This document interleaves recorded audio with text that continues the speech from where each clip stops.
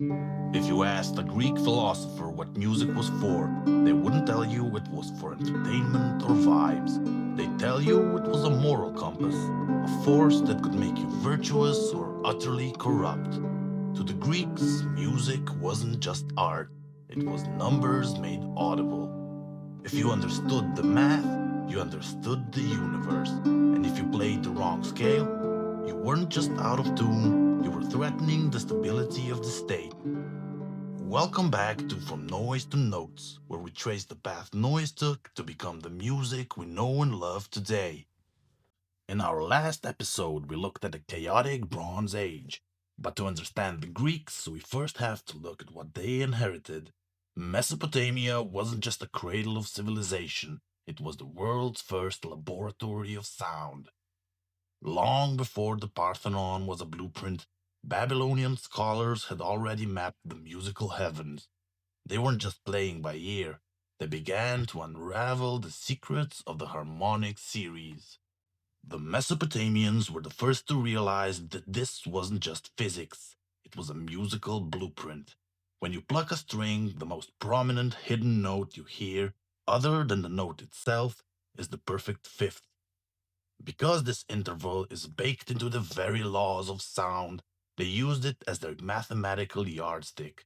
By stacking these fifths on top of each other, they developed a tuning system based on the circle of fifths. It is like a cosmic compass. If you keep moving by a fifth, you eventually touch every note necessary to build a scale. At first, this led them to the pentatonic scale, a five-note system that felt natural because it was built from the strongest links in that chain. But they didn't stop there. By continuing that mathematical cycle, they eventually filled in the gaps to create a full seven-note heptatonic scale. We usually call these scales by their Greek names: Dorian, Lydian, Phrygian, after the provinces they supposedly came from. But the Greeks did not invent these structures. They just gave an ancient Mesopotamian system a new set of Western names. This wasn't just folk music, but a standardized mathematical theory. They had the pentatonic foundations, the heptatonic complexity, and the tuning math to back it all up. But as power shifted towards the Mediterranean, this ancient knowledge was waiting for a new architect to turn it into a universal language. Enter Pythagoras. While he likely encountered these ratios during his travels in the East, he was the one who made them the center of the universe. He experimented with a monochord, a single string on a wooden box. By dividing a string exactly in half, he found the octave, two-thirds, the fifth. For Pythagoras, these weren't just pleasant sounds, it was the music of the cosmos. He believed that the planets themselves moved in these exact mathematical ratios. To him, studying music was studying the divine. If the math was wrong, your soul was literally out of tune. The Greeks took this inherited math and boxed it into a modular system. Their building block was the tetrachord. The word literally means four strings. It is a group of four adjacent notes spanning a perfect fourth. Think of it like a musical Lego set.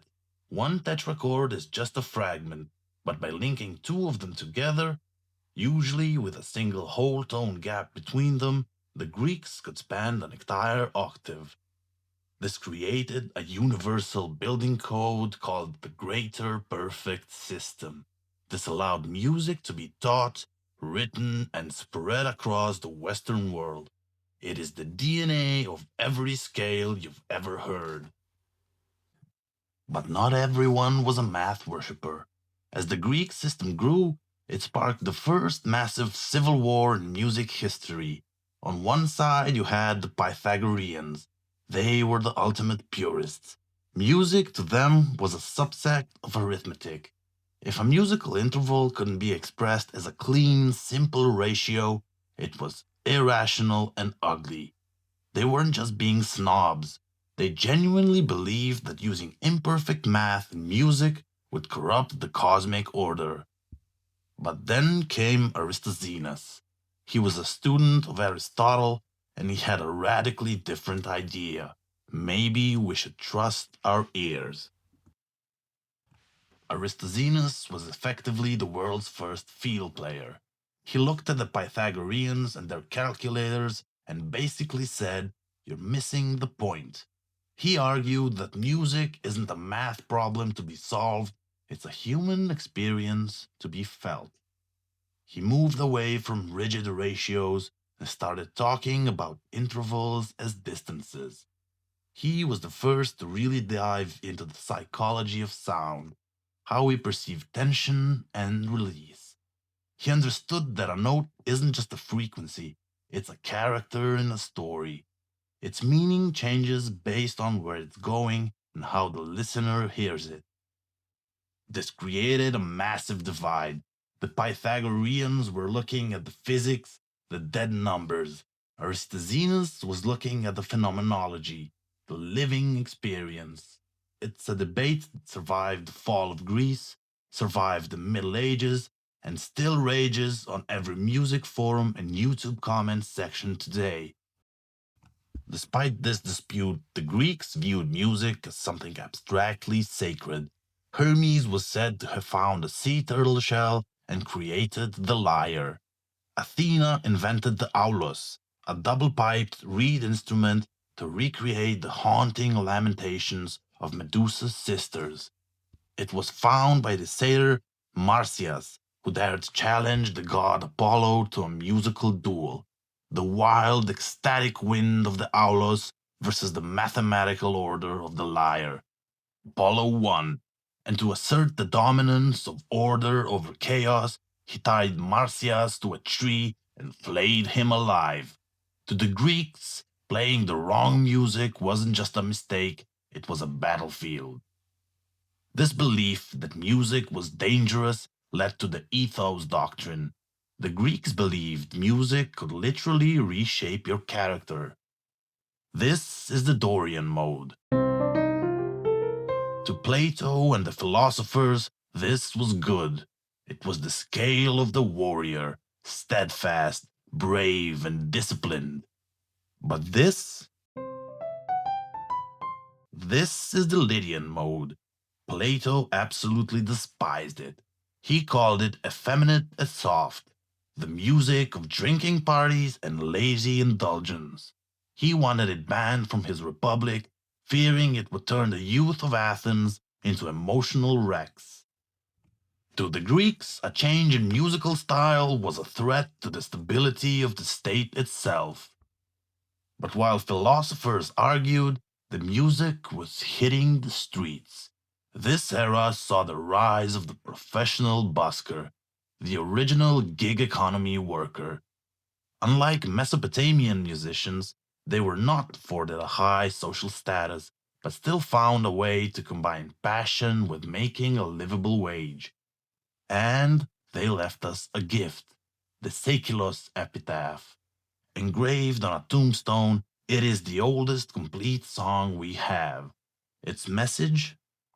While you live, shine. Have no grief at all.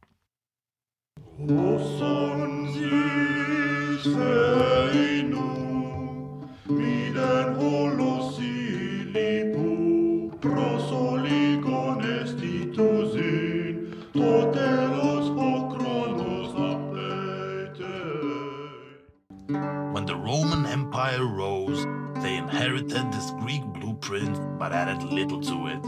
Music became a tool for the military and the spectacle of the Colosseum. But as the empire crumbled, a new movement was growing in the shadows. Join us next time as the rise of Catholicism breathes new life into these ancient structures, moving us into the Dark Ages where simple chants will begin to stack into the complex, haunting beauty of polyphony.